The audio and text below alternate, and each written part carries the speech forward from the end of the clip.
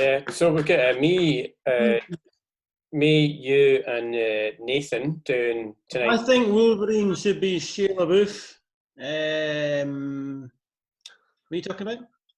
Nathan, this is the horror segment. We're talking about horror's pish. No, we're talking about Halloween, Nathan. This is it. Halloween? That's 3 weeks away. You're too early for that. No, Nathan, the film Halloween. Oh, the film Halloween. That's rubbish as well. The mask's pretty good, but apart from that, it's pish. What do you? He's got a t-shirt on and everything. We're talking about Halloween. Yeah, that's the whole point of the conversation. That's not. I got that my wires crossed here. I thought it was about something more interesting. Yeah, that's totally another episode, Nathan. But thanks for that. That's a really interesting interruption. All right, okay, yeah. Sorry. I also don't get how Shia LaBeouf as Wolverine is more interesting. That's what I don't personally get. Because the snicky. Schnick. I watched him in the Fast Points in Ridgemont High. What's it called? The Fast Times at Ridgemont High table read. He'd be a great Wolverine. I think as long as he wears the "I'm not famous anymore" bag over his head, I'm behind it. Fine. John Carpenter agrees with me. Believe me. Yeah, that's my only Halloween reference I can do. This is not your segment, buddy. This is not your segment. Sorry, guys. Sorry. See you later. Cool. Bye. Okay, so this is what happens when you post on the group who's coming on to talk about something. You get a drunk Nathan wanting to tell us about Wolverine Shia LaBeouf, which is our next episode. Anyhow. Won't be as interesting as the Halloween special, though.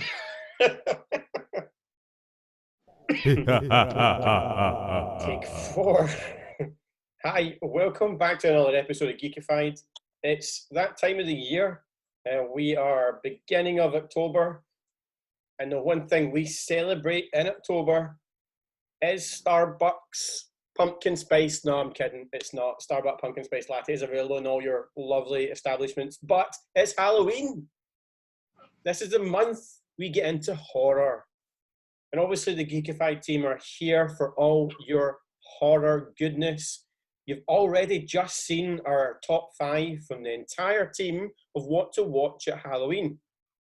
Now we're doing a little bit of a breakdown for you. We are actually looking at the #1 series that everyone thinks of when they say that word Halloween. It's the word itself. It's Halloween. It's Micheal Myers.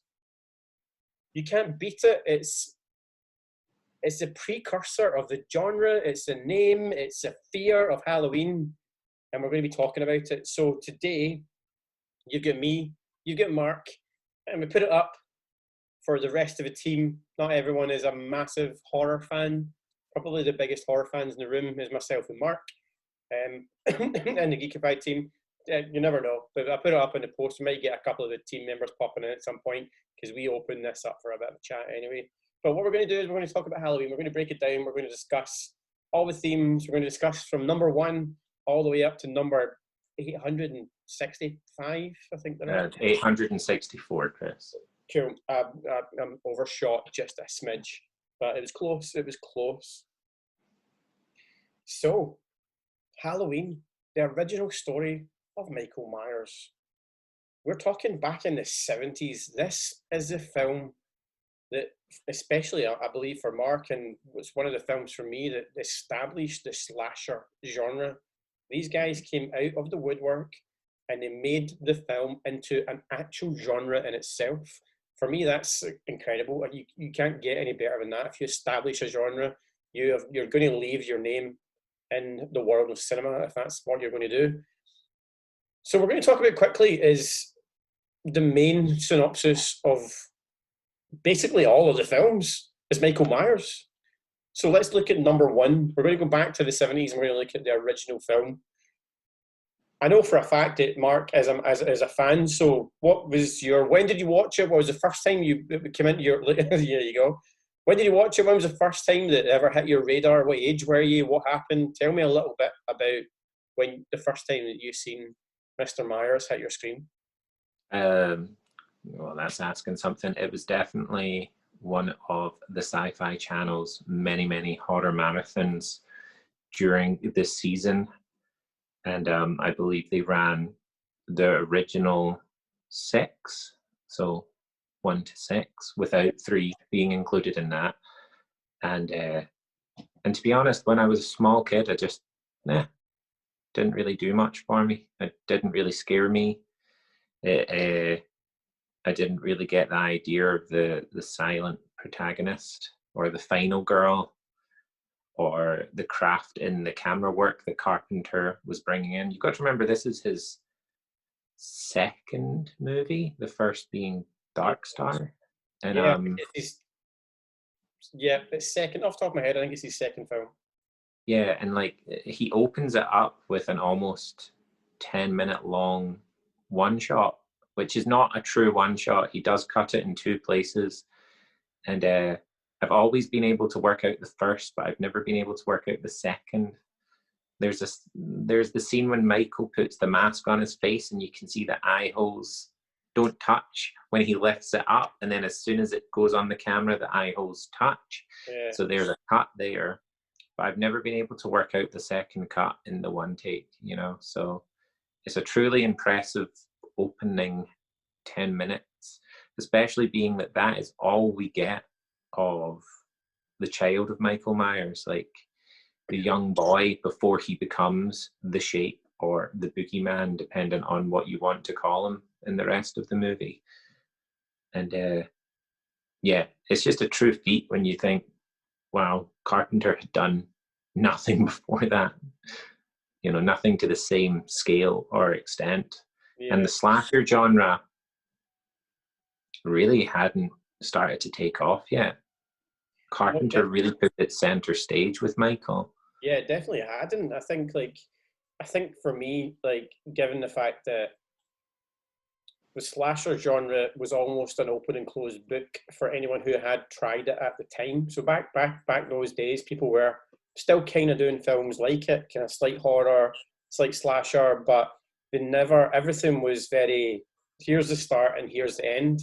This kind of left you with a lingering story, left you with a possibility of an outcome afterwards. It left you with an openness, and it left you with... Which is strange that you say that, because Carpenter wanted it to be a open and shut case with the first movie. Yeah, I get what you're saying by that, but what I'm talking about is the fact that you can continue a story. For me, this left it where you could quite happily go back to that story and continue it. Whereas I don't think very many other films managed to do that. No, I mean, Carpenter, when he was writing Halloween, he was heavily inspired by things like Tales of the Crypt and other sort of one-shot horror magazines of the time. And he didn't want to just write, oh, here's a story about Michael Myers and the next one's another story about Michael Myers. He wanted to write, single one-shots, and he wanted Halloween 1 to have nothing to do with Halloween 2 to Halloween 3. Yeah. But I believe it was Dimension Films. Is that who originally did Halloween? Yes, Dimension Films is your main man there. Yeah. When Halloween was a license to print money the year it came out in 1978. So they forced Carpenter and Deborah Hill, Carpenter's at the time wife, I believe, and who was his co-writer and editor and assistant, to write a second story about Michael Myers. They never intended it, to be about Michael Myers, and that's why Halloween 3 Season of the Witch, which we will get onto at some point, doesn't even have Michael Myers. It has a cameo in the sense of he is on TV in the background as a movie that exists in the universe of Season of the Witch, showing Carpenter's true intentions with the whole franchise. And it's a shame, because I will argue the point that I would have rather seen Carpenter's Halloween franchise the way that he envisioned it not the way that the movie executives forced it. Yeah, I mean, you're talking back in, this is obviously back in the 70s, when this started. I mean, right now, we only just discussed a couple of episodes ago talking about like the Snyder Cut and what do you call it, Birds of Prey and stuff, where companies, where the like Warner Brothers, etc., involve themselves a little bit too much in the story. I mean, this has been ongoing since back then. You know, I mean, it was like it's very, very evident that the Halloween franchise itself was something that it grew legs. It had a great idea, but the minute that it seemed to steamroll some money, you can almost hear the tread of the Hollywood machine stopping it in its path and thinking, well, you're going to do what we think you should do, rather than let an imaginative director who created the story continue with his story and do what he wants to do and make a story that probably will blossom and do well, because it's what people were involved with in the first place. You know what I mean? People watch the first film, people will watch the story continue, but the minute, again, like you're saying, like when Hollywood kind of come into something, they tread on it, it dies, the magic dies. And that's me. Obviously, we're still at Halloween 1 here, and we've not even got to 3, which is where I believe is my point of where we are. But Halloween 1, in general, like, it's iconic. It's a very, like very, what a movie Halloween 1 is. I don't know. I mean, like, if you've not seen it, if anyone is kind of joining this discussion who hasn't seen it, is thinking about watching it, watch it. Don't get me wrong. There's, like any movie, it's very old. It's very, very old. I mean, you're talking 40 plus years, 45 years. I believe so. Yeah, you're talking a 45-year-old film. So things are very different. Camera quality is different. Lighting's different. The kind of style that films are shot in is very different. So if you're going to look at it, you're going to see a very different film. But for a film of its genre at its time, it's breathtaking. Yeah, and I, to be honest, there's still, like, as I said, I grew up on those late night horror channel and sci-fi channel, and Channel 4 would always show horror movies throughout all of October.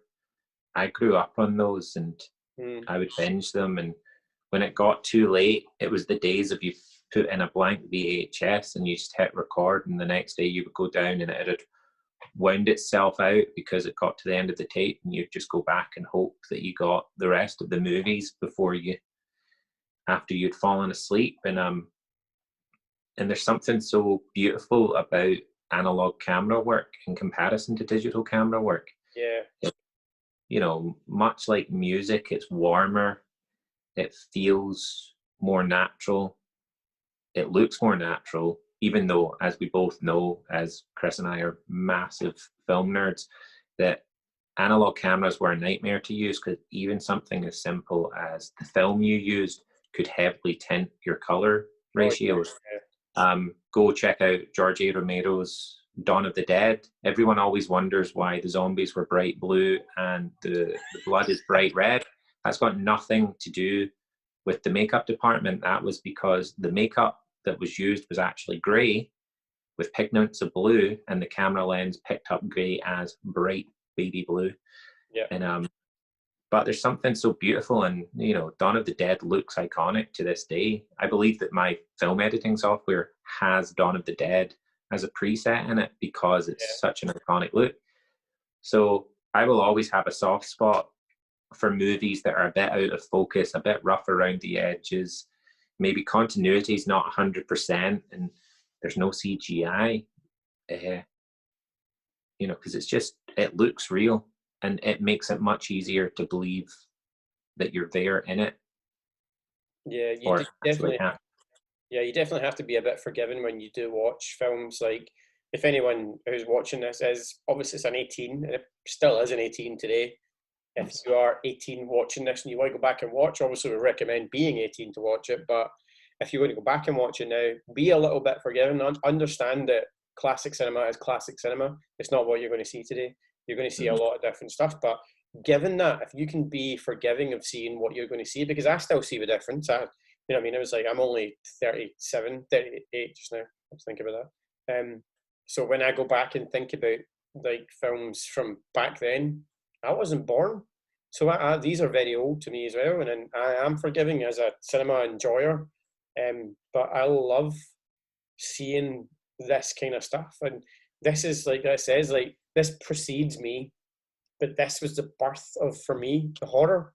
You know what I mean? It was like the slasher, of what was coming out of Hollywood at the time. It I think. I mean, we can't argue. I can't argue with it. And I doubt anyone at home can argue with it, given the fact that it's still current. I mean, we're still waiting on two more films from this franchise.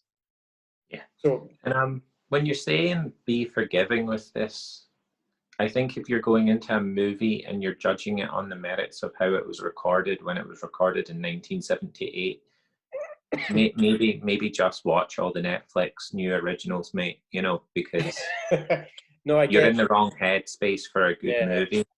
If you want crisp, clear digital picture that has been color graded with LUTs by someone in a San Diego film company in 16 minutes, you go for it. But yeah, it's not going to be quality the way they used to make quality. yeah. No, I completely understand what you're saying, but I have met people and I have discussed with people like films who and older films of the very young people I'm talking about. Like I spoke to a few family members as well who maybe Mhm. don't want to watch older stuff because they feel it's a bit outdated. That is truly appalling. I know, I agree, but that's not saying that they didn't get past that, because if they did, they didn't even watch older stuff thanks to me. Thank you. I think one of the things that truly blew my mind years ago, I went and saw, back when Fox would still send like Alien back into the cinema all the time. I went and saw it, and Alien's 77, so it's 1 year older than Halloween. Yeah, I think, yeah, 2 years older in recording, but 1 year older in release. And there's a scene when the alien is creeping down the corridor at the Nostromo, and it is completely out of focus. But that is the shot that Ridley has picked, because you'll probably find that the focus puller missed on every single shot, because they didn't have instant rewatch. They didn't have feedback monitors then that were crystal clear. Yeah. And I loved it. It made me realize that, like, look, you can have imperfections in masterpieces. Yeah, I completely get what you're saying, but if you think, I mean, you've got experience filming, I've got experience filming stuff. So if you're shooting the scene, I think that you're talking about is almost pitch black. I mean, yes, it is, and it wasn't until the remaster where they brought the color up a wee bit and they got that rich blue against black that you could see it's out of focus. So even your best of the best cameramen today would struggle to make a moving shot in almost pitch black, unless you've got a $1 billion camera and $1 billion equipment. Like I think if you look at The Boys, half of that TV show is shot in the pitch black, and they seem to always manage to have it in razor sharp focus. Yeah. Okay, just blow my comment out of the water, Mark. No, I totally get what you just gonna casually sip my beer and recommend people watch The Boys. Yes. Yeah, I know what you mean though. Before this episode. Focus peaking is only achieved when you've got pockets of light within an image. So if you have no pockets of light, you can't achieve. Yeah, focus. But you're talking about The Boys, who's probably got a guy who just one guy. Oh, God. Just one guy, like Starlight's in charge. Yeah. You've probably got somebody who's in charge of focus pulling, someone who's in charge of watching the light, someone who's in charge of that guy telling them when the light's moving along the shot, so the guy doesn't have to come up from his lens to look. You know what I mean? It's like these guys back then. You didn't have that. You had one guy pulling the lens. That was it. Yeah. Although I think in the case of Halloween, you might be right, but I think Ridley Scott with Alien might have had a wee bit more, because was that not Pinewood? Alien had a big budget. The first one. Yeah, but anyway. We're talking about Alien now. That's another episode that's coming up shortly. So if you're watching on a podcast, please listen up for that. That's coming soon if you're watching us right now. And we'll talk about Halloween more than Alien just to balance it out again. And no, but I think one of the things that the first Halloween did so well is the fact that we get a tiny bit of backstory. And I mean, it is tiny. It is the first 1/20th of the movie, I think it is. Yeah. And that's really it. After that, it's the old Myers house that's, and the kids believe a boogeyman lives there, and that is that. Mm-hmm. You know, he goes away, he gets locked up for murdering his sister. Spoiler. And I'm not putting a spoiler up for a film that is nearly 50-year-old. If anyone's got any complaints about that, no, mate, it's not valid. It's a 50-year-old film, pal. Come on. yeah, and I put a Titanic sinks in the end. There you go. And I put a retroactive spoiler warning in place. So if they didn't somehow know that was coming, that's their own fault. And but yeah, so he goes away. He's in a mental hospital. They can't get through to him. He gets out. Smashing. And there is nothing about why he picks Laurie. There's no reasoning in the first movie of why Laurie Strode is his desired victim. Yeah. And played by the wonderful, and I have just forgot the name. Bloody blah blah blah. I'll do a really bad voiceover on you there, Mark, when I'm doing the edit for that. But who is that again? Jamie Lee Curtis. Yes, got it. And so I think this is Curtis's first major movie as well. no, she had something before this. This wasn't her breakthrough, if I remember correctly. Oh, that's a shame. I'm going to say that's excuses. Part of the Geekified chat is when we don't discuss that much about what we're going to do, so the chat feels natural, which is why you'll find us on our phones as we're randomly checking stuff. Yeah, we don't have notes. We just have IMDb. Yeah, we pull up IMDb so our chat is fresh. Yeah, we save you the effort of having to pull up IMDb, so don't thank us too quickly. So we're here. I'm on IMDb right now. I'm pretty certain she had another breakthrough production before Halloween, which was her big hit. Wow, the wiki for Halloween is huge. Okay, right. It wasn't huge. She did have a couple of belters. Quincy. Yeah, the Hardy Boys, which was Nancy Drew Mysteries. Columbo. No, sorry, the Hardy Boys is in the WWE wrestling team, is what you actually mean. She was she was a part of the wrestling team. She was originally Matt Hardy. And then Columbo. Oh, smashing. Operation Petticoat, where she did 23 episodes of that. And then that sounds absolutely atrocious. What is that name about? I don't know. It looks a bit army. I have no idea. This is a UK show, so anyone who has watched anything to do with that American show, please tell us in the comments. We'd love to talk about it. But then after that, from Operation Petticoat, we had Charlie's Angels. Smashing. So that's not bad. You know what I mean? That's relatively... Yeah. I mean, she was a bit, but I think this is... I can safely say that is See her that first Jared Leto? lead. That Jared Leto, he's the best Joker I've seen. This is Halloween, mate. Myler on one again. Yeah, this is Halloween. This is still Halloween. Jesus, I'm sorry, guys. I keep interrupting you and ruining your chat. No, you said we said, do you want to do a Halloween one? And then you cried and said, no, I don't like big scary monsters. And then you ran away. That mask. I'll tell you what. I will talk about Mike Myers. I liked him in that Studio 66 film. I liked him in Shrek. I quite liked him in Wayne's World. So I Married an Axe Murderer. He was good in that as well. Yeah, well, I mean, that is him just repeating the role of Halloween. All right. Yeah. I never knew that. Sorry. Anyway, guys, I'll let you go again. Sorry for keep interrupting. No, it's okay. Thanks for that. Thanks for that knowledge. Bye. Thanks, Nathan. Bye. Okay, so right, let's try to get to the Halloween one. So the reason why Halloween one is so good is because we have no idea why he is chasing Laurie. We have no idea why the shape just keeps racking up the body count. And I believe the smallest body count in all the movies. I think the body count went up in every movie subsequently. It did, yeah.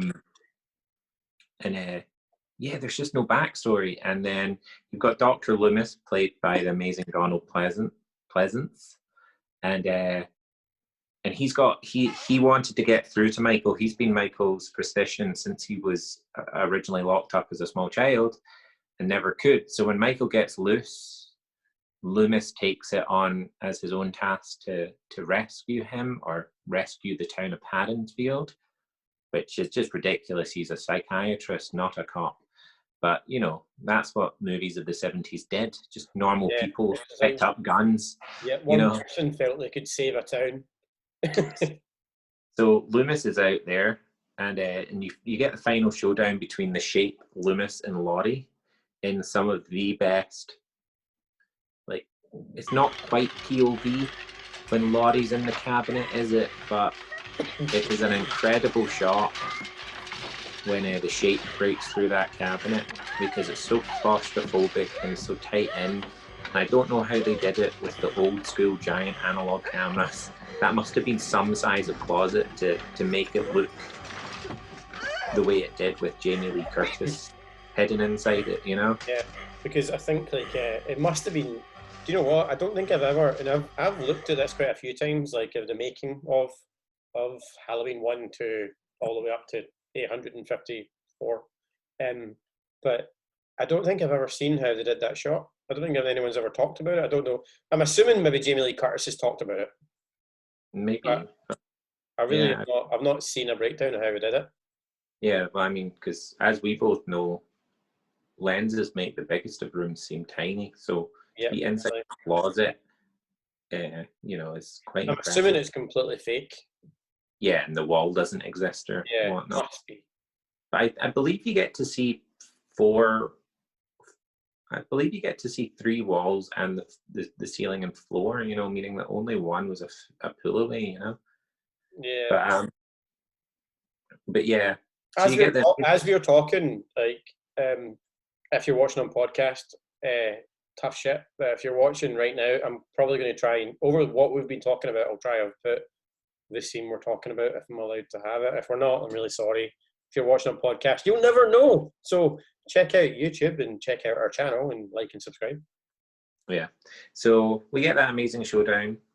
Dr. Pleasant, Donald Pleasance, Dr. Loomis manages to get the upper hand and takes Michael out. And that is it. That's the end of the movie, because in John Carpenter's head, it was to be a standalone tale about this guy that comes back and just goes on a killing spree. Why he does it, we don't know, because we never understood why he did it as a young boy either. He just did it. Yeah. And I think that that's perfect, because I think that is scarier than any amount of backstory you can give. Yeah. And I will give the perfect example of a movie which is completely ruined by backstory, which is not Halloween, which does happen in Halloween, but it takes 6 movies to do so. And it was the short movie Lights Out. Did you ever see the original YouTube short? Yes, I did. And it's absolutely terrifying. Yeah, it's horrendous. And then the movie is about 2 hours worth of expedition dump of why the creature exists in only darkness, and that is that.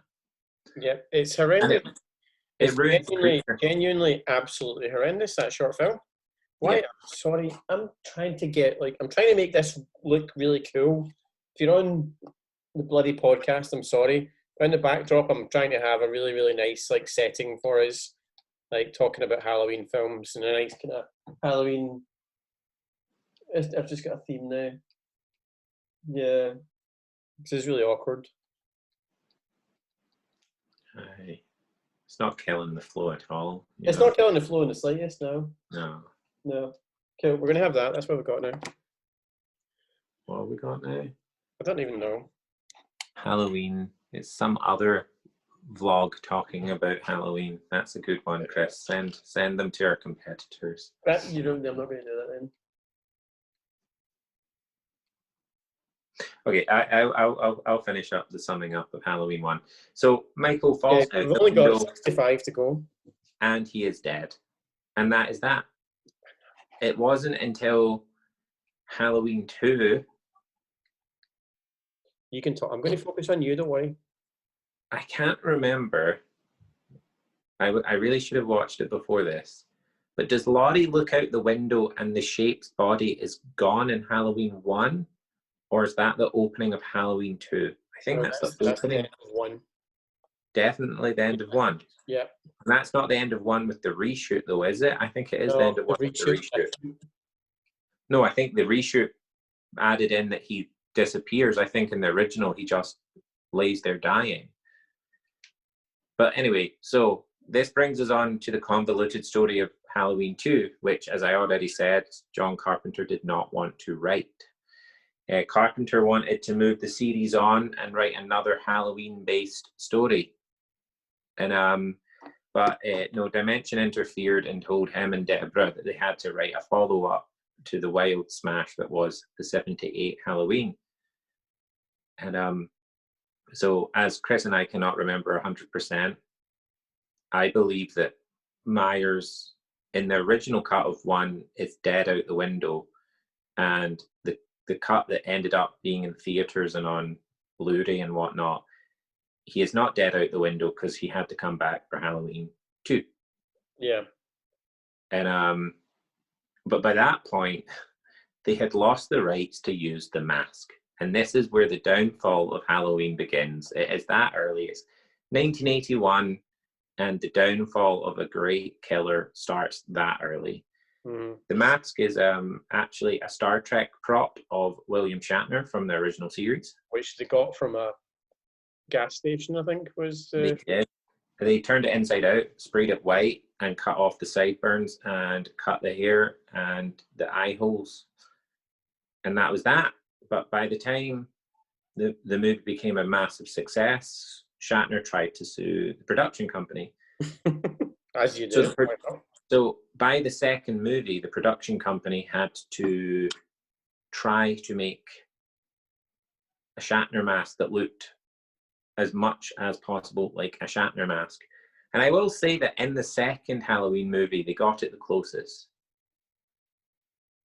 Apart from, obviously, 1 is perfect, but 2 is the closest that they ever get to looking like the original mask again. Would you not say? Well, yeah. I don't think you can be far off when you're going from 1 to 2. No, but like the prop company had to completely remake the thing. And they weren't allowed to use Shatner's face. That was the joke, you know? So the mask ended up being fatter and wider. I know, but for me, I think like going from the first to the second, it just looked like a more tired mask. Yeah, and that Myers had put on some weight underneath. Yeah, it looked like there was a time differential in both the mask and the characters for me, which I thought was really good. And 2 starts to convolute the story a lot with Laurie's backstory. Do you want to explain Laurie's terrible backstory? No, I don't. So, in 2, they decided to give Myers a reason to be chasing Laurie by making her his sister. Yet, when he killed Judy Myers, we had no reference to Laurie Myers at all in the first movie. And her name was Laurie Strode in the first movie. Yeah. So it takes away, I think, from the mystique of, oh God, this guy just picks his victim and like a runaway car just plows through everything to try to get to them, you know? Well, that's my take on it and why the series starts falling apart that early on. What do you think? Well, yeah. I do understand what you're saying. Like, I think when you're looking at the character of Micheal Myers, like, I get what. Do you feel that there was no necessity to have the same character running from 1 to 2 then? No, I don't. Well, I mean, that was Carpenter's original thought as well. Yeah. And I think it shows because by 2, they're scrambling to make a story to keep these 2 characters together. Yeah. And there just isn't any need to keep them together. And once again, it also shows that you know, it also shows that Carpenter was done with the character by trying to off him in the second movie again. Yeah. Double gunshots to the eyes and then a hospital explosion. You know, it's like, you don't get more fuck you to your own character than that, you know, like. Yeah, no, I get you. But, you know what I mean? It's like, so do you feel this has been more of a Hollywood intervention rather than being anything else? Yeah. Yeah, I just double checked my facts. In Halloween 1 and 2, it is the same mask. It's not the same stunt guy underneath. That's why the mask looks different in Halloween Right, 2. okay. So it looks a bit fatter for the second one. Yes, because it's a larger stunt guy. It's Halloween 4 by the time the mask starts getting screwed up. So I do apologize. Basically what you're doing right now is fat shaming the guy from Halloween 2. Yeah. Sorry, man. Like, I know, like, it's probably just all the free craft services foods and stuff. Well, exactly. When you're a big towering monster, you're going to get a sandwich if you fucking want it, ain't you? Exactly. He'll kill for a sandwich if he wants. No, it's just a much larger framed person underneath into, and that's why the mask is a wee bit more filled out. It's not a different mask, and I do apologize for my earlier comment. It was 4 by the time Shatner's people had caught up with them and sued the production company. And this is the problem with trying to deal with the franchise of this. It's like, it's so messy. There's so much has happened. There's so many stories. There's so many things. You're talking like 40 years of film. And even in the first two, you're talking 6 years worth of film. It's a lot. And as I was saying, like, Carpenter was done with Micheal Myers as a character by the first one. Yeah. I believe, you know, he provided, obviously Carpenter directed, wrote, and scored the original movie. The second one he wrote and scored. He did not direct. And by the third movie, he was gone. I believe he was off making The Thing by the third movie. And which is a shame, because I genuinely do think that Season of the Witch is as strong as the first movie, because it's got nothing to do with Micheal Myers. Well, this is where we get to a bit of a debate about the whole series in general. Like, where do you... So you've had 1, you've had 2, where Laurie Strode is away fucking recuperating, and then it continues the chase. But then you've got 3. Yes. So by 3, the studio allowed Carpenter to look back on his original concept of doing a more comic book idea, like Tales of the Crypt, and having a different story each movie. And with Season of the Witch, they moved over to a very interesting story of the Silver Shamrock mask company making Halloween masks that kill kids. It is as bonkers as it sounds. I won't ruin or spoil how the masks kill the kids, because seriously, it is, you need to watch it, because you will never unbelieve it. It's got to do with Stonehenge, evil curses, chips inside the masks, and a television broadcast that's going to go out on Halloween night. What a story. What an absolute kooky, crazy comic book story that is. Mm-hmm. And I feel that captures the joy and the fun of the original movie. And I know that, you know, a slasher movie is neither joyful nor fun. But I don't know what slasher movies you're watching, mate, but I've not had any joy or fun. What I meant by that is, like, Carpenter and Deborah Hill were clearly enjoying themselves when they wrote it and made that movie. Yeah. There's a lot of love and attention, and just, you know, you see backstage shots of them all hanging out and laughing and fooling around. There's a famous one of Micheal Myers drinking a can of Coke and whatnot, you know. Yeah, I mean, like, season 4 is literally called The Return of Micheal Myers.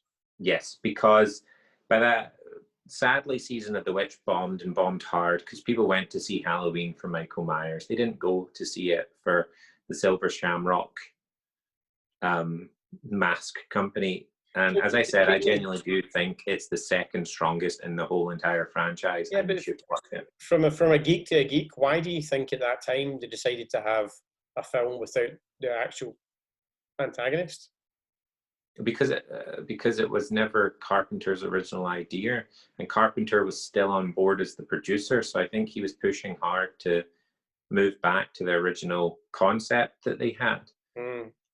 And I think it works. I personally think that Season of the Witch is, I stupidly didn't have it in my top 5 to watch at Halloween, but it should be in there. Yeah. Sorry, dead, you just got bumped. But Season of the Witch is I think it was one of the first ever movies I showed my partner. That's how much I love Season of the Witch. You know, I was genuinely like, because my partner's not into horror movies at all. Yeah. And she said, what horror movies should I watch?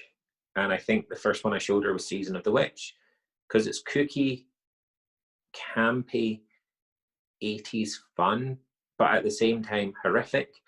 There's a scene when someone gets electrocuted to the face, and the next time you see them, they're just a mangled mess from the jaw outwards. Yeah, for me, this is the travesty of where slasher movies made a big, massive fuck up, basically. I need to bleep myself, I just swore.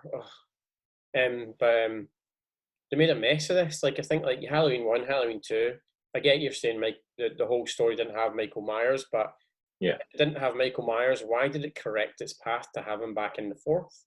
I know because, it bombed, but it bombed for the reason of why it didn't have him in it. Yeah, but I mean, that's also like saying Tales of the Crypt comic book should always just constantly be the same, like, you know, the same 2 villains each week, you know? It was never set out to be that way. And it's, you know, Ryan Murphy, who we were talking about just yesterday, he's managed to do it with American Horror Story. People go back season after season, yet the characters that you just watched last year are not the characters you're watching this year. And people go back. I think Carpenter... I would watch Halloween. Like, if I watched Halloween 1, I would want to see Michael Myers again. If I watched Halloween 2 and I see Michael Myers again, if I watched Halloween 3, I'd want to see Michael Myers again. I wouldn't turn up at the cinema and think like, oh no, we've got some guy who makes masks. It's a completely fucking different story. I'd be raging. I don't know, like, again, I mean, we're both way too young to have ever seen the trailers, but as long as the trailer wasn't being sold with Michael Myers in it, you would have to be an idiot to show up at the cinema and expect Michael Myers to suddenly show up.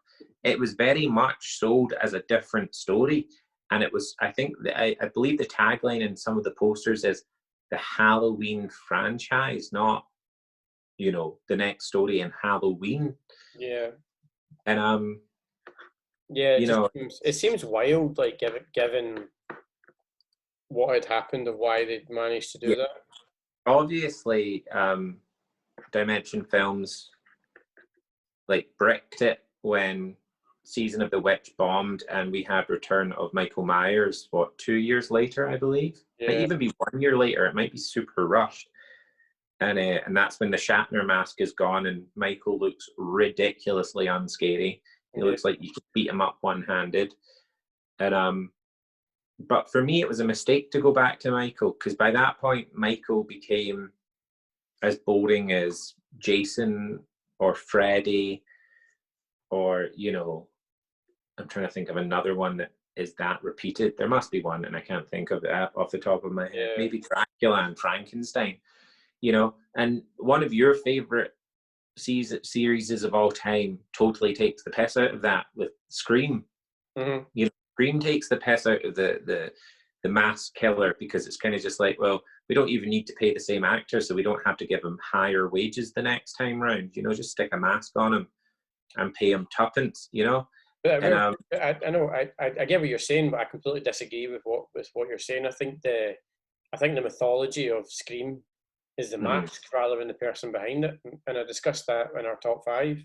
Is like Really, it's not, I always thought that the amazingness of Scream was anyone could pick up the mask, yeah, assume the mantle, and go on a rampage. yeah. You know, and Like but that almost the directly laughs in the face of Michael Myers. yeah, You know, yeah. because it's kind of like Myers is the same guy in the same mask every single time, and he does this, he does that, he dies every time, and he somehow comes back every single time. You know, and it got to the point.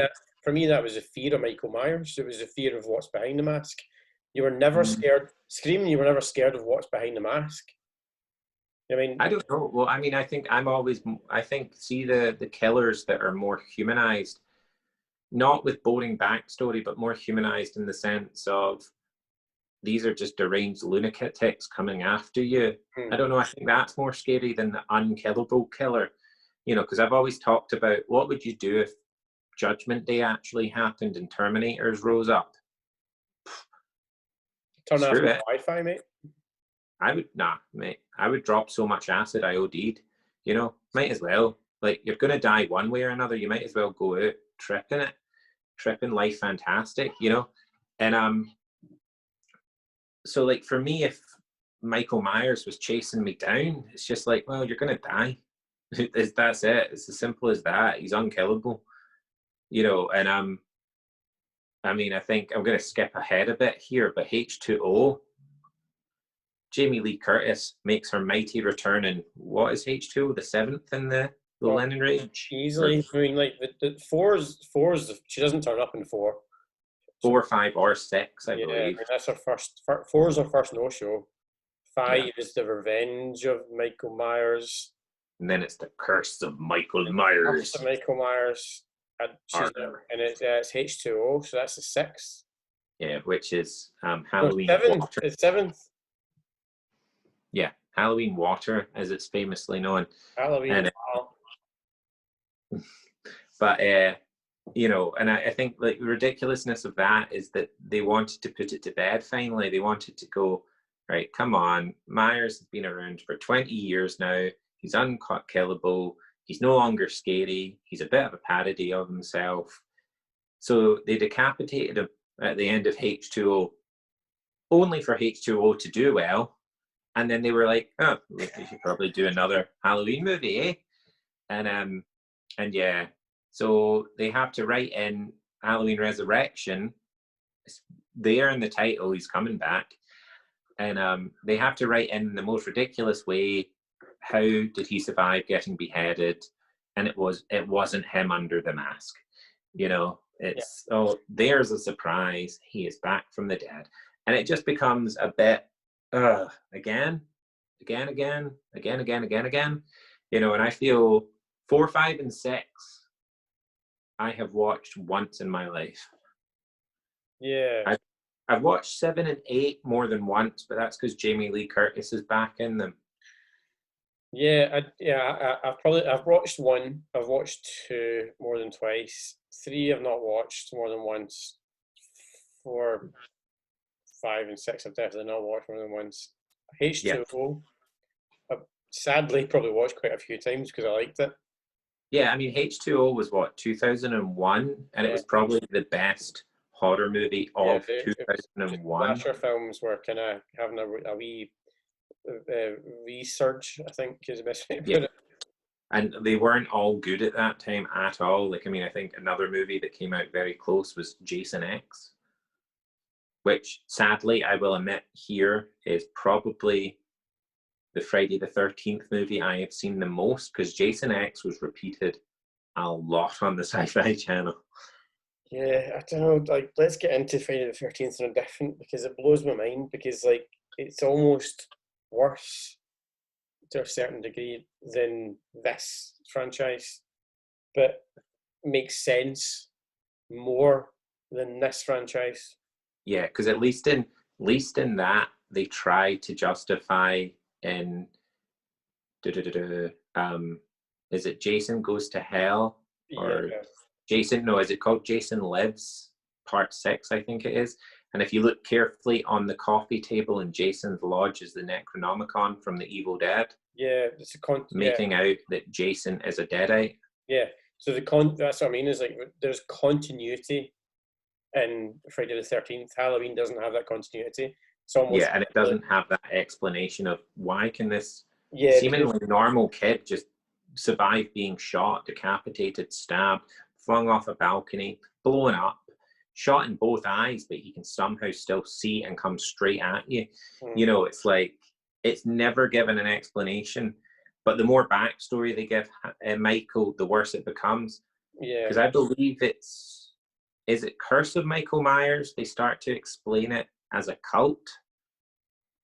And Yes. Michael, It's the Michael, yeah, Michael is he was they some do some sort of voodoo stuff on him yes, to make it seem like it's a continuation of a soul or something like that. I think off the top of my head. yeah.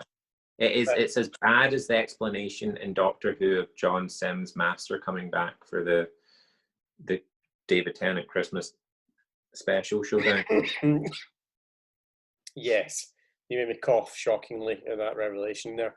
Yeah, it's the exact same thing. It's weird voodoo with a ring involved that brings it doesn't both make sense. the dead. Absolutely doesn't fucking make sense at all. But I can't even remember what the cult is called because it's such a bad movie. I am going to pull up what that cult is called. The Curse of Michael Myers. yeah, I mean, for me, like I said, like Halloween really was a franchise monster. Is the best way to put it. I think for me, it continually tries on the basis of let's make money from it. Whereas Friday the 13th really continued the story and continued to make things more relevant each time, or at least trying to make things relevant to the last film. Yeah, is it? I think it's called the Cult of Thorn, and it's only called the Cult of Thorn because the symbol they use is the special P. If you can see that, you can't because the camera will blur it out. We got it. We can That's see called that lettering is called Thorn. But I don't actually believe the cult is named in the movie. I could be wrong. I have never inflicted that movie on myself more than once because it is the same as burning your hand with a hot water bottle and then just doing it over and over and over again. Yeah, you don't want to do that. No. It is a truly terrible movie. Halloween 81. You just swearing at how bad that movie is. Yeah. I don't know. I mean, like for me, this is probably my relevant age of when I was starting to see stuff like this. This is when I was an adult. I was really, really appreciating horror. I was seeing these films like Resurrection and H2O and enjoyed them for what they were. But at the time, probably hadn't seen Halloween. You know what I mean? Like, because I was only like 15, 16 at the time. So I hadn't seen these films, but I bloody loved this. You know what I mean? It's like I loved the horror, I loved the story, and I'm thinking like, I want to see this. Like, I want to see what happened before.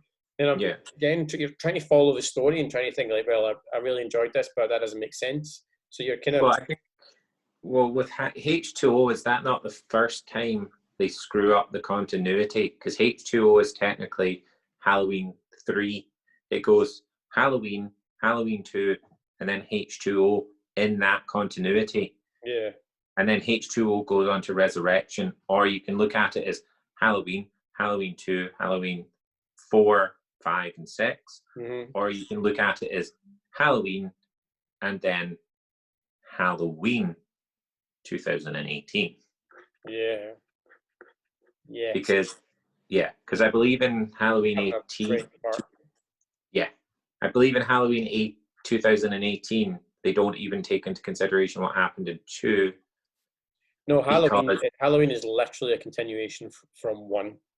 Yeah, because the reboot, or not the reboot, the sort of reimagining 2018 version of the story, they literally open it with, "Isn't that your mom's brother or something?" And the girl's all like, "Nah, that was a rumor."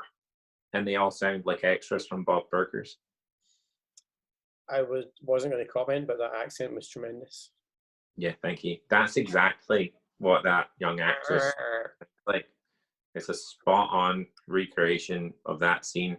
I think we'll probably get done for copyright infringement. How well I acted that out. I think YouTube is going to flag this up like hell. Like, They're going to be like, you've straight up stolen that audio. Yeah, that's the YouTube noise. Like for anyone who doesn't know a YouTube noise when you get copyright.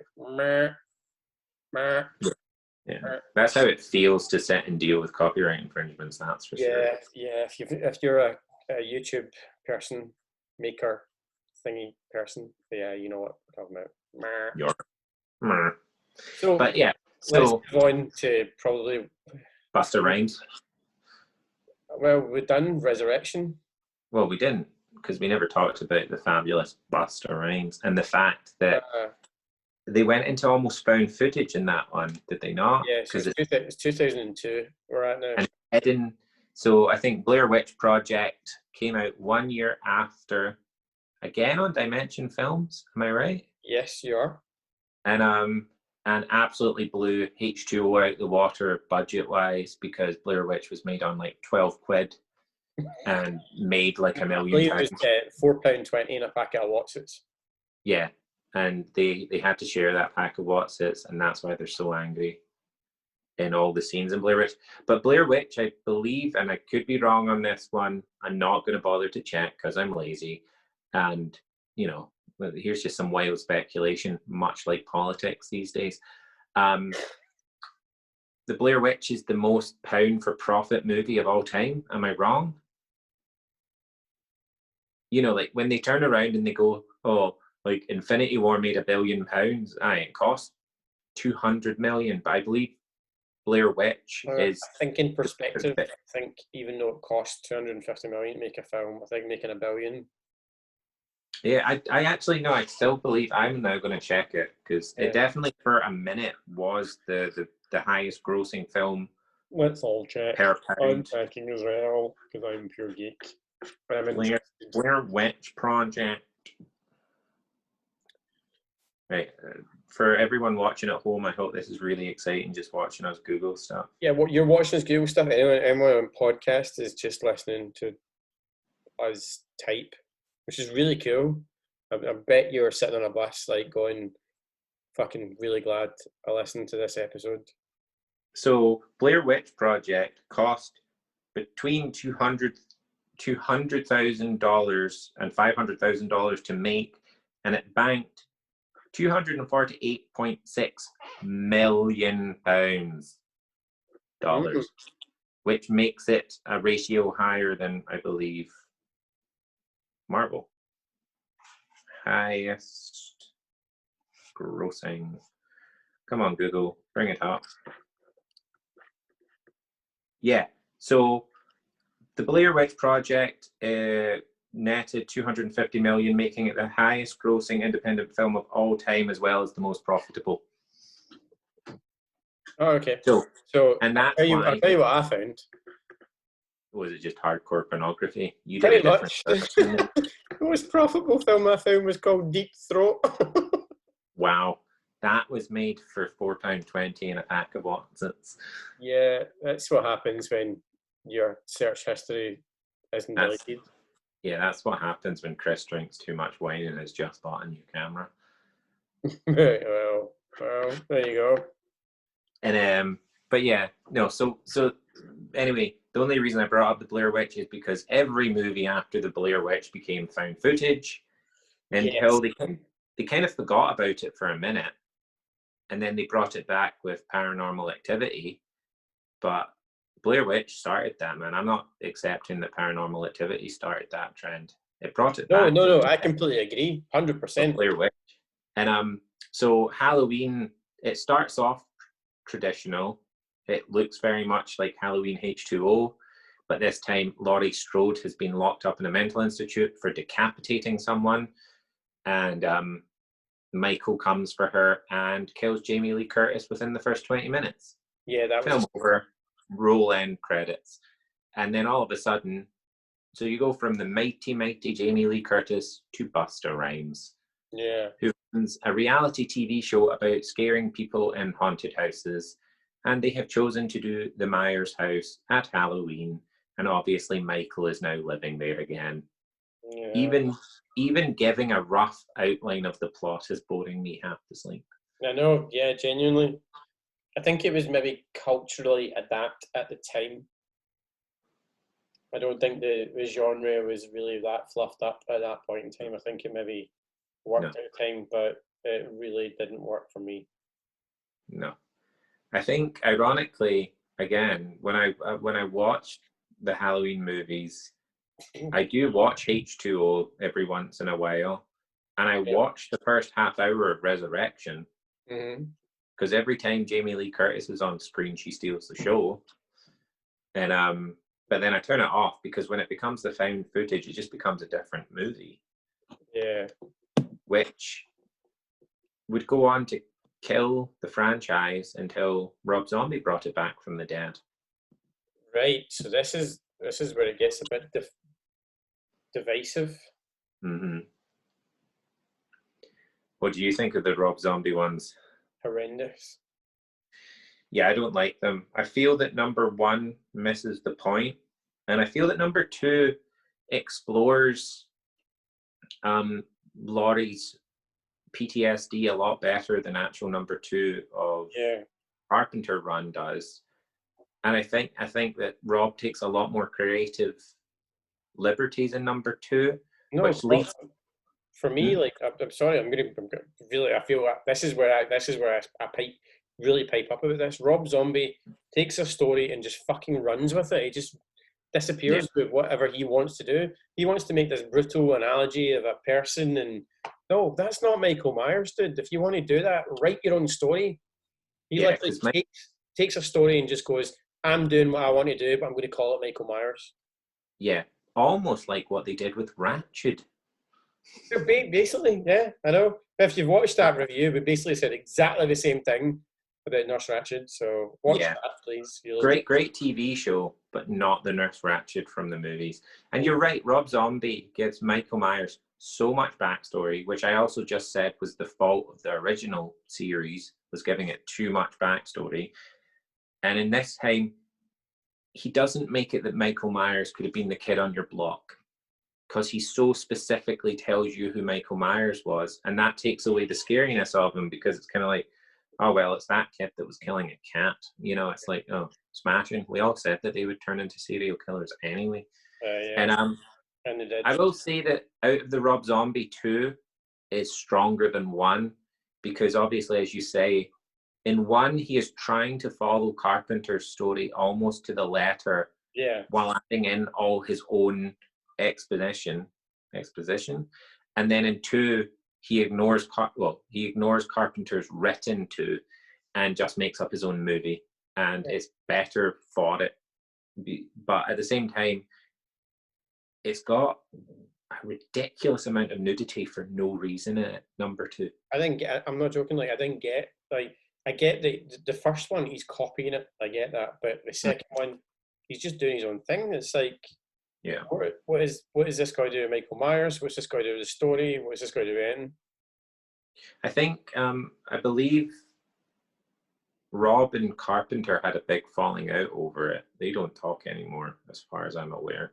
Yeah, well, for me, Rob Zombie was given the title of a film, and it felt like, well, do what you want. This is the name of the film.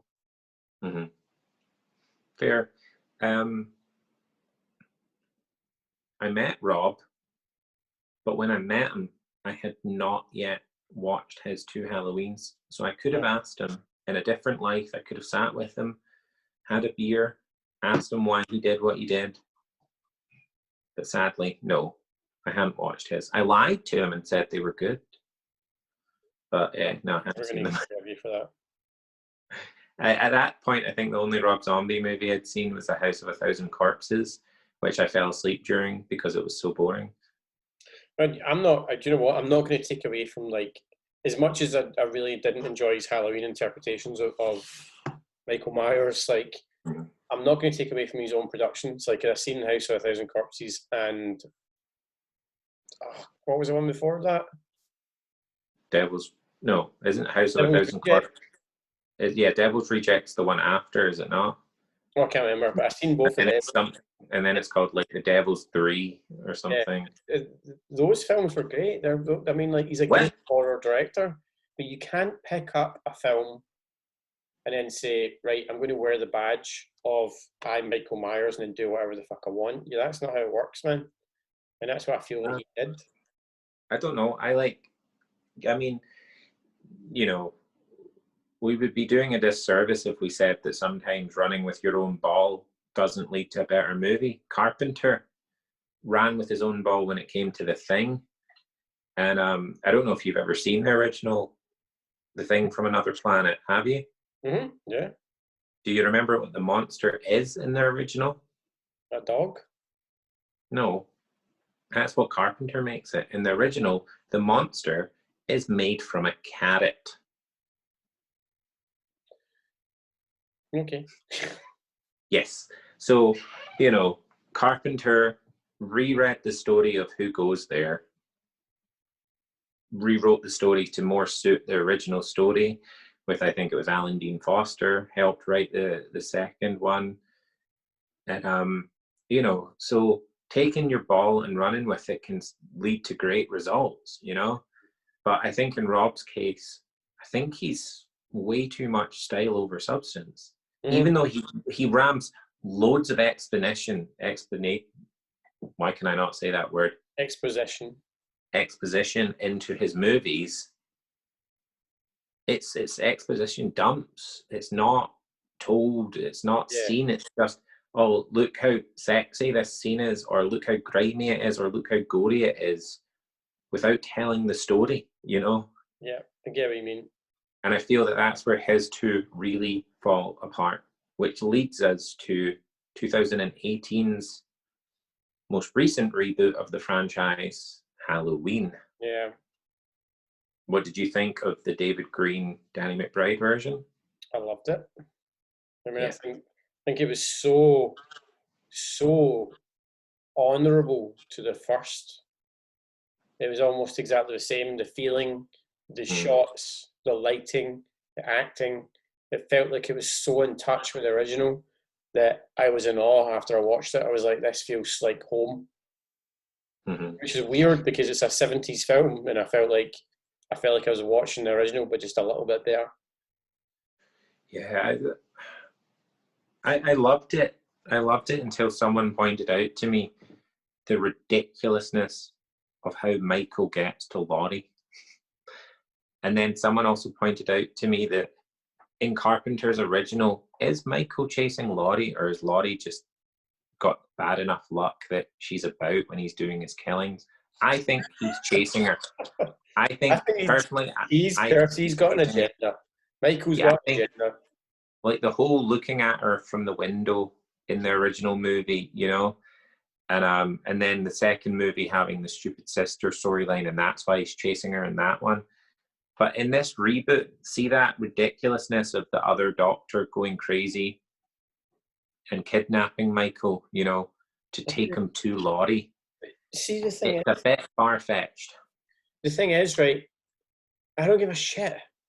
I really don't care. See, when it's in a horror movie, see when somebody's hunting someone, killing someone, slaughtering someone, I couldn't care less as long as it looks good and it's making me scared. That's what horror movie's about. And I think, like, if you start to analyze Micheal Myers, if you start to break it down, tell a story, the fear that they picked back up on the 2018 one is the fact that you don't know who he is, you don't know why he is, you don't know what he's doing, you don't know why he's doing the things that he's doing. That scares me. That scares me that this guy is just relentlessly attacking this girl, and you're like, what's going on? And that, for me, is Halloween. That was what the first one was about. That, for me, was like, what's happening? The minute you try to break down these barriers and go, like, well, what? Let's all have a writer's room and let's talk about why Michael might be so pissed off. He just maybe went to Tesco's that evening and is thinking, oh, I couldn't get my discount on my usual broccoli. But, you know what I mean? It's like, I'm not interested. When has Tesco's ever done discount on broccoli, man? It's like 48p a bag to begin with. If you go in at the right time mark, you get the whoopsie discount. All right. And no, I did, like, I mean, as I said, I loved it on first viewing until someone was like, the convoluted story of getting Michael to Laurie, and I was like, actually, yeah, it makes about as much sense as Civil War made. But again, another movie that I loved until someone pointed out how stupid all the loopholes and story plot points are. Did you just But I put mean, a Marvel film into the argument? in the 2018 one, it's probably got one of the most spectacular kills. Mm. When he absolutely rattles the guy's face off the door repeatedly. Mm. And then he just reaches over with the fist full of broken teeth, and just drops them, and the noise they make as they hit the ground, like, Yeah, it's perfectly grotesque. yeah, and that, But not in the stylized grotesque way that Rob Zombie's were. Yeah, It's more simplicity. it is more gruesome than any of the John Carpenter kills are. But at the same time, a lot of it's left to your imagination. You see one or two very, very quick shots of his face being pulled away and then pushed into something, but that's all you see. For me, for that feeling that I'm trying to portray and what you're trying to portray, for me, that feeling we discussed not very long ago in the Batman trailer analysis. So in the Batman trailer analysis, we were talking about Batman, when Patterson's Batman, the guy says, "And who are you supposed to be?" And then it just pummels him. The guy pummels him and then beats him up, and then it's just bang, bang, bang, and to the point where the guy's quite clearly unconscious, and then bang, bang, bang, crunch. It's that kind of brutality that comes across on the screen. The camera doesn't pull away. You don't see anything different. You don't see a different shot. You don't see anything at all. You just get that feeling in your imagination of how brutal of what you've just watched. I mean, that's a trailer for Batman, and I'm analysing that for a horror movie. That's exactly the same feeling that I got. Sean will hate me for trying to compare Batman trailer to a bloody analogy of a horror film, but that type of thing that you can feel when you have such a kind of scary enactment of something so simple you barely even see it happening is what, for me, a horror's about. And it portrayed it in that Batman scene where it didn't happen, as much as anyone wants to argue with me, it didn't happen in any of the other Batman films, that's new. But in that, and Halloween, when he's doing like that scene, you don't see very much of what you're talking about. You see that very, very simplistic stuff, and it's like, it leaves everything to the imagination. Yeah. I think the David Green, Danny McBride Halloween does a lot right. And I like how they end it very definitively because they didn't know that they were going to get two more. Yeah.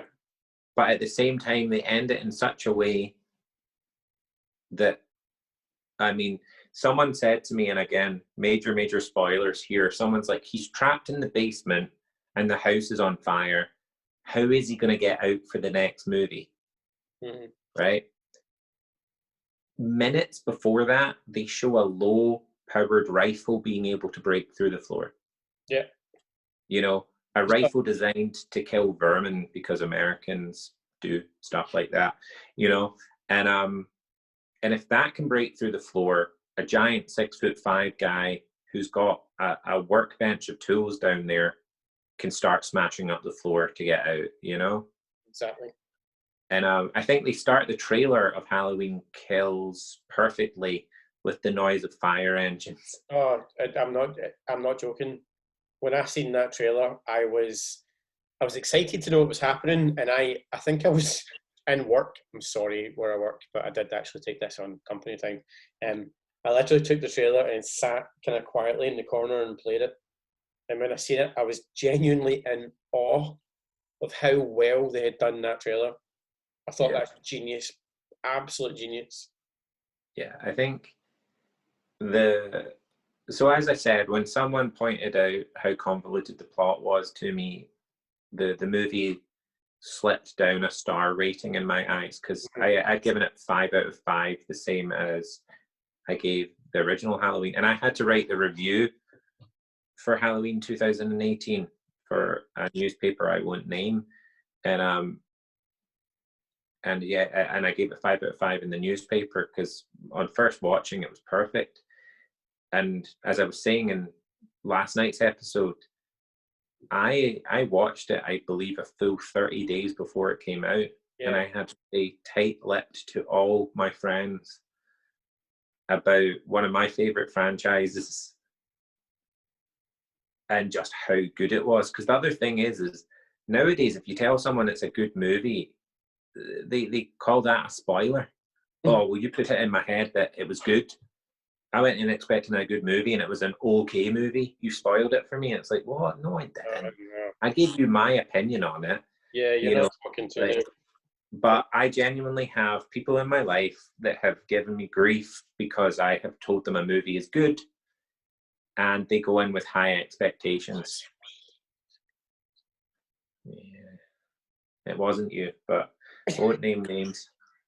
And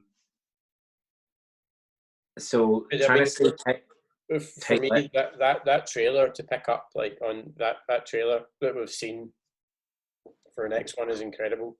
I think you couldn't make a more, like, they could have probably done a lot, because I know quite a lot of it's filmed and they announced most of it's filmed, but you couldn't have picked a trailer more perfect in the sense of how they've done the film. The trailer is literally the ambulance going by and Laurie Strode with her daughter, I think it is, and granddaughter, saying, "Don't fucking help him," screaming at the ambulance, "Don't go," as these ambulances are rushing by. And you're like, because she's obviously thinking they're going to help him. I don't think he needs the help, but it symbolizes exactly what in her head. She's like, "No, don't do it. Don't help him. Don't do anything," because you know he's alive. You know he's alive. Yeah. Well, I mean, I do believe you see the shape in the trailer for Kills, do you not? Like, yeah. Well, what do you think about, obviously, we have lived through the crappiest year of films, thanks to the crappiest virus ever known to man. And obviously, we were expecting that film in, I think, a measly 10 days' time. It should have been coming out, Halloween Kills. Well, so we are on, literally, we're recording this, anyone who's watching, on the 6th of October. This is we're recording, and it's released on the 15th. So hopefully, anyone who's watching this will see this before the 15th. So we're expecting that bad boy right there. Tickle, tickle, tickle, tickle, tickle, tickle. Up the nose. Michael, come on, Michael. We're expecting that bad boy to come and torture our souls again in 9 days' time, and it's not happening. Gutted. And I think, like, I totally understand that a lot of these movies are tied into cinema release deals. And there was a lot of back and forth on Bill and Ted, wasn't there? Yeah. You know, Bill and Ted was supposed to be one date, and then it was like, no, we're just going to do VOD across the world on the same day, and then British theaters opened again. So all of a sudden, we weren't going to get the VOD release date at the end of August. We got the cinema release date in the middle of September, and then there wasn't enough people going to see it at the cinema, so we got the VOD, and it was kind of like, it was a bit, all right, come on, guys. Because personally, much like Bill and Ted, I would pay a good 30 quid just to watch that at home on Halloween this year. Yeah. And I feel that they're going to miss a trick, because, and I totally get why they're not doing it, because like Trolls World Tour was one of the fastest profitable movies of all time because it didn't have to pay for distribution. Yeah. It just went straight up on Amazon Prime, and it was premium content. You know, I would pay to see this. I would pay to see. We're missing James Bond. I would happily pay £10, £15 to see James Bond. I totally get why it's got to be more than 10 or 15 quid though, because if you go to the cinema for a price of ticket, it's £11.50 for the Odeon, right? For a normal showing, not 3D, not fancy, right? But they can guarantee that only one person's going to that showing because you only bought one ticket, right? But if it's at our houses, currently here in Scotland, you know, we shouldn't be all sitting in one house, but there's also nothing that would stop us from going, right, man, I'm going to download the new Halloween for 10 quid. You want to come over? We've got it for 24 hours to watch, and just bring in 100 people to watch it for a tenner. Yeah. So I get why. You're moving completely into piracy. Like, I mean, that's basically piracy. Not really, because at the end of the day, if you're legally paying for it to be a stream to your television, I'm allowed to have whoever I want in my house to watch my television. There's no law saying otherwise. Yeah. And I don't know if, I've never read the small print. I don't know if these streams do say that you're only allowed maximum 2 people watching it. Yeah, no, I agree with you. I don't think there is, but I think obviously constrictions right now, given the fact that you can only have X amount in your household to watch something, like None in your household at the moment to watch anything. bug it all, right? Yeah. But it's a difficult situation, but Yeah, and but I think they've missed a treat. Oh, imagine just getting Halloween VOD, 30 quid on Halloween. I don't care if it's only me and my partner that could sit and watch it this Halloween. I don't care if no one else can come over and watch it. I'm still paying 30 quid if that was on VOD. that's my problem. I think, given the fact that so would I wouldn't come over to anyone's house. I'd sit here. I'd pay 15 quid to watch a new Halloween film easily, without a shadow of a doubt. Because I'd pay that in the cinema. Yeah, but that's what I'm saying though. I would pay a wee bit more than the cinema for the idea that they're taking the risk of, they don't know how many people you're having over to watch it, you know? Yeah. And I think they've missed a trick, because obviously we were supposed to get Halloween Kills and Ends like back to back, 2 Halloweens on the dot, 2020 and 2021. And now at the moment it's scheduled to be 2021 and 2022. Yeah. Like, why not still just give us Halloween Kills as VOD and then give us Halloween Ends at the cinema? And then you could do a bumper triple pack of 2018 Halloween Kills and then Halloween Ends. I would pay for that at the cinema. But because the people who make these decisions are out of touch with us, mate, that's why. And it's a shame, because at the same time, they've made all these decisions to try to keep cinema alive. And it looks like the big corporations that own the cinemas have given up already, you know? I know. It's really, really sad. Yes. I mean, Really, really sad. Who even knows? Like, they pushed all these movies to 2021. Just yesterday, all the DC movies were moved to as far as 2024. Some of them are now slated for. 2023 and 2024. Some are slated for. And it's kind of like, well, what's the point? We might not even have cinema in the way that we had it before lockdown. Yeah, we don't. That's the thing. We don't know. But like, I'm going to give you a prediction, right? Mm-hmm. My prediction is that I firmly believe that the people who are going to own cinema by next year is Amazon and Netflix. I think you're right, because obviously we've not done it yet, but we are going to talk about Amazon's superb reboot of Suspiria. Yeah. And Amazon has done some great originals of really big franchises. I'm 100%. Like, sorry, cinema's dead right now. Given the way things are going, cinema's dead. You're going. Cineworld are gone. AMC are gone. Amazon, Netflix are going to buy them over, and they are going to take over their cinemas. So we're going to go to the Amazon Argyle Street in Glasgow, and Netflix and Greyhead. That's exactly what we're going to see.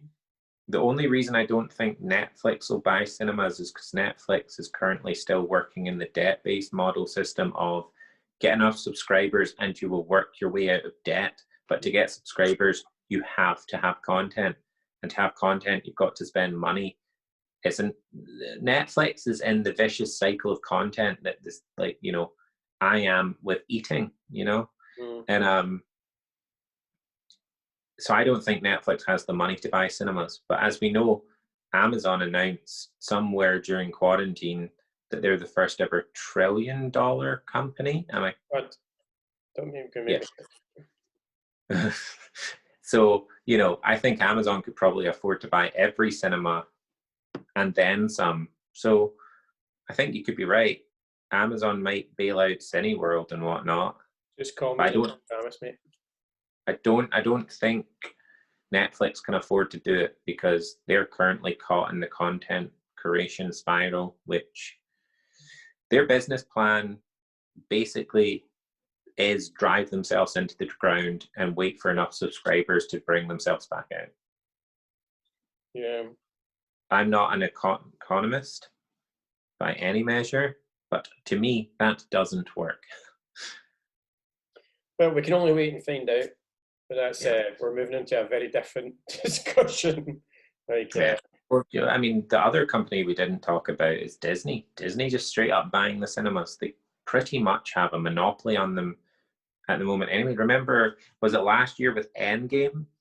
You had to have it on in 8 screens at one time or something. It was crazy. Yeah. If you wanted to show it, you had to guarantee it would be on. I think it was 60% of your screens. Yeah, meaning that pretty much every other company was getting pushed to the bad showings at the back of the cinema, at the back of midnight. And it's like, come on, that's too much of a monopoly for any one company to have over a system. Exactly. But yeah, who knows? Next year, Amazon, like Cineplexes. Yeah. Jeff Benzo, he said it first. So cut him in with at least a small slice of the profit margin. Jeff, come on. I'm only asking for like a teeny smidge of your fortune, that's all. And if Jeff Benzo isn't listening, Mr. Mickey, again, come on, business partners. Michael. He does have a cat though, so be careful, Mr. Mouse. You can't see him. He was in shot for a while, but anyway, that's a well off shot what we discussed. It's been a brilliant discussion. I think we broke down quite a lot of 40 years worth of cinema and film and lore and just amazingness. It's been very interesting. I don't think this is going to be the first episode where we discuss it. I think this is the first of many episodes where we'll probably be discussing the Halloween franchise. We've still got 2 years at least left of this franchise, talking about Jamie Lee Curtis, and who knows where the Geekified team will be in that time. You never know. Rather than Nathan interrupting us in his drunkenness, it could be Jamie Lee Curtis. It could be Danny McBride interrupting us and chatting to us instead, but only if he's in his character from Eastbound and Down. That'd be brilliant. Or his character from Prometheus. That'd be really weird. Yeah. God. No, isn't he? I thought he was Alien Convent. He's the pilot. Oh, Prometheus. Dallas is what it's called or something? Prometheus. Yeah. It's Dallas, yeah. Prometheus was Idris Elba. That's it. Yes, you're correct. Because they totally look the same. Anyway. Yeah. But it's been a really good chat. This is one of the many delving episodes where we are looking at lots of franchises over the course of October. Telling you facts, you know. If you want maybe correct facts, we're number 6 for them. Correct. Yeah. If you've been listening to us on YouTube, thank you very much. Relatively new in the YouTube world, the podcast world. But please like and share if you're on YouTube. And if you are listening on the podcast, relatively new, we're the new guys here, please share and tell people if you want to discuss film. We're always looking for new topics, new discussions, and on YouTube, we are always looking for likes and subscribers, so get that thumbs up, please. You know you want to, you know you love it. It's just a thumb. It's just a like. It's nothing to you. It's a pressing of a button, and it absolutely means the world to us. And it really means we can make an imprint in the YouTube planet. But thank you very much, Mark, for joining us tonight. It was a long episode, and the first of many of October. We're going to be breaking down so many more franchises. We're looking at one of my favourites, which is Saw. We're looking at another one of my favourites, which is Scream. We're going to be looking at probably quite a lot of the horror naughtiness. But please join us for all of them. Thank you very much, and we will see you in the next episode. Thank you, Mark. Yeah, cheers. We can do this all day.